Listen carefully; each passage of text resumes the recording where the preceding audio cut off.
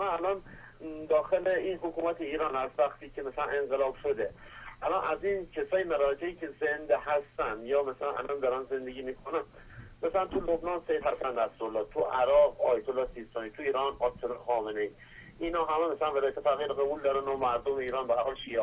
حالا شما اون شیعه هایی که الان زنده هستن، اون بزرگانشون که تفکر شما رو قبول دارن و شما اونا رو قبول، شما شغلت چیه؟ میتونید نام ببرید.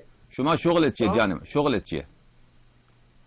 من شغلم تو معدن کار میکنم. شما برو اون معدن برگرد. شما دیگه حالا شما این که حسن نصرالله مرجع تقلید ساختی، خامنه ای را مرجع تقلید ساختی، بله شما بله.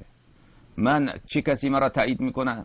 حرف من طبق کلام اهل بیت علیهم السلام، این کتاب اهل بیت علیهم السلام ادلهش اینجا واضح و روشن.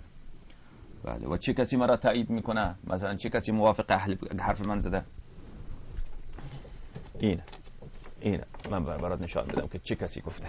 گوش کنید شما که بله شما یک آدم اطلاعات دینیت کمه.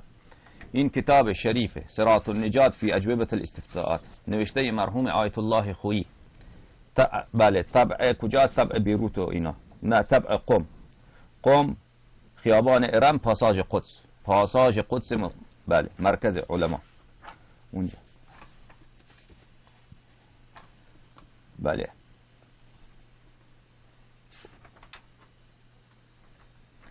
هل ترى سماحتكم ولاية الفقيه المطلقة أم لا؟ ولاية فقيه مطلقة حكمش چیست؟ آقای خویی جواب میده في ثبوت الولاية المطلقة للفقيه الجامع للشرائط خلاف، ومعظم فقهاء الإمامية يقولون بعدم ثبوتها.